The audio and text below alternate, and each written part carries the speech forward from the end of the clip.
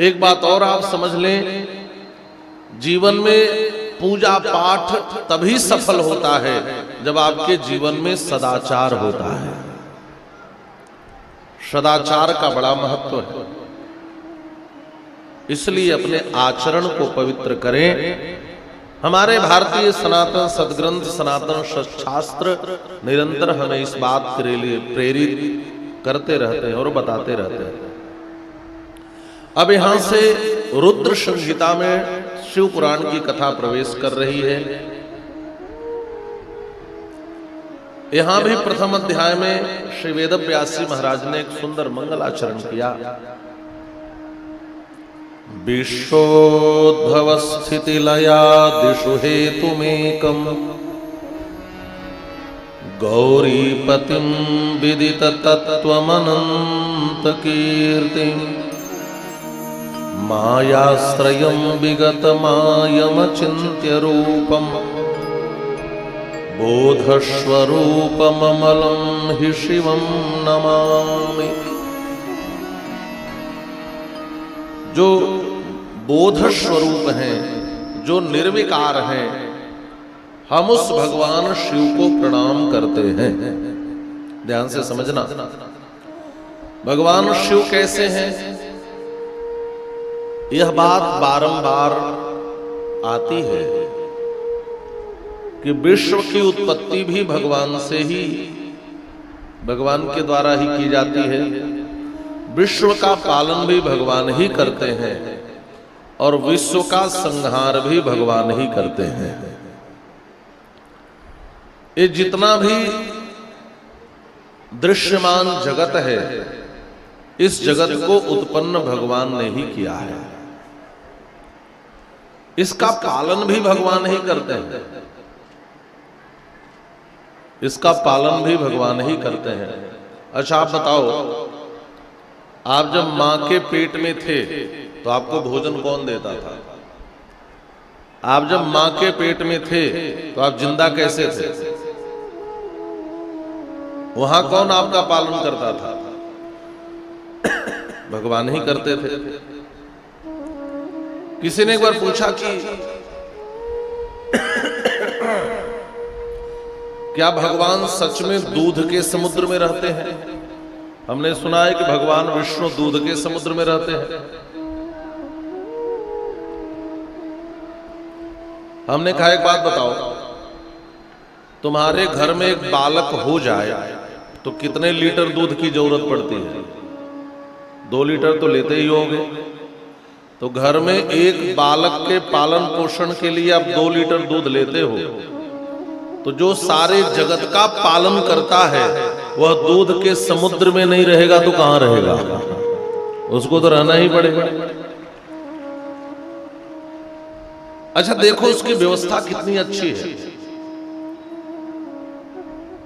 जैसे ही बालक का जन्म होता है, मां की छाती में दूध उतर आता है और बालक के दांत निकल आए और सांसारिक पदार्थों को चबाकर खा सके तो फिर दूध की सप्लाई भी बंद हो जाती है।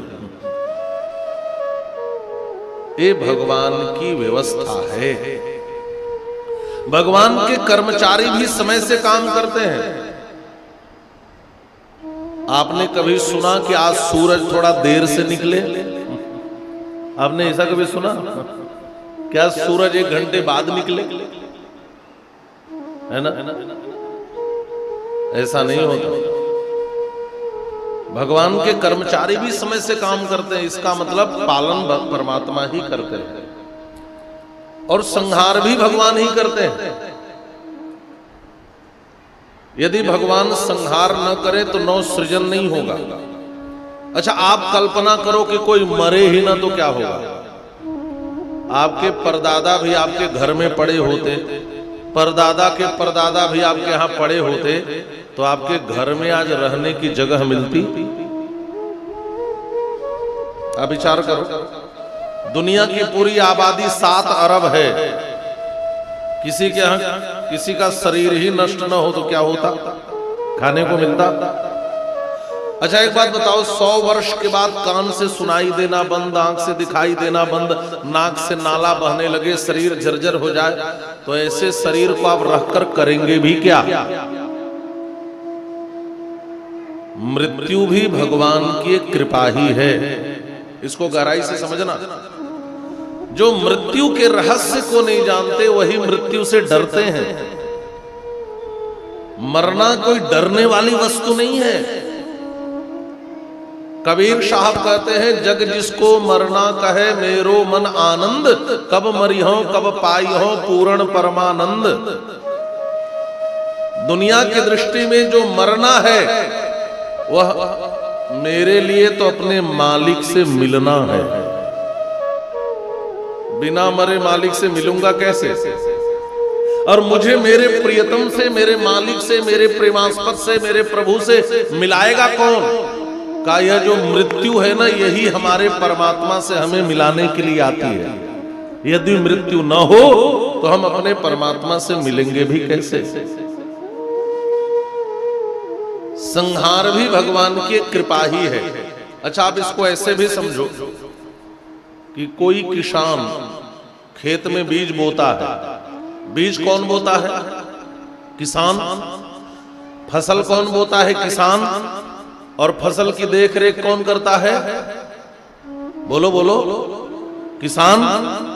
और जब फसल पक जाए तो उसको काट करके लाता कौन है? किसान ही तो लाता है। तो फसल को बोता भी वही है, फसल की रक्षा भी वही करता है, और फसल काटता भी वही है। ऐसे भगवान ही जगत की उत्पत्ति भी करते हैं, जगत की रक्षा भी करते हैं, और जगत को समेट भी लेते हैं। ऐसे भगवान शिव को हम प्रणाम कर रहे हैं। विश्वोद्भव स्थिति लया दिशु हेतुमेकम, गौरी पतिम विदित तत्त्वमनंत कीर्तिम, मायाश्रयं विगत मायम चिन्त्य रूपम, बोधस्वरूपममलं हि शिवं नमामि। जो एकमात्र कारण है उत्पत्ति, स्थिति और लय में, जिनकी कीर्ति का अंत नहीं है, जो माया के आश्रय होकर के भी माया से दूर है। एक बात और समझ लें, इस पूरे संसार में आपको दो चीजें हमेशा मिलेंगी। भगवान के दोनों ओर दो चीजें खड़ी है, ध्यान से सुनना। भगवान के विराट रूप का वर्णन आप पढ़ना, नहीं तो श्री रामचरितमानस में पढ़ना। क्या देखा मैया कौशल्या ने राम जी के समक्ष? रोम रोम प्रति लागे कोटि कोटि ब्रह्मांड। देखा ना मैया ने? तो क्या देखा? कहा बाईं ओर भी एक स्त्री खड़ी है और दाहिनों ओर भी एक स्त्री खड़ी है। जो बाईं ओर खड़ी है भगवान के, उसका नाम है माया, और जो दाहिनी ओर भगवान के खड़ी है उसका नाम है भक्ति। और जीव आता है, जीव क्या करता है? जो जीव माया की ओर जाता है, माया उसको संसार में लगा देती है, और जो जीव भक्ति की ओर जाता है, भक्ति जीव को भगवान तक पहुंचा देती है। बात इतना ही समझना है। देखा माया सब विधि गाढ़ी, खड़ी है माया महाराज। जो भी माया के पास जाएगा, माया संसार पकड़ाती है, और जो भक्ति के पास जाता है, भक्ति भगवान को पकड़ाती है। इसलिए हमें भक्ति का आश्रय लेना चाहिए। हमें संसार में माया में भटकना नहीं चाहिए।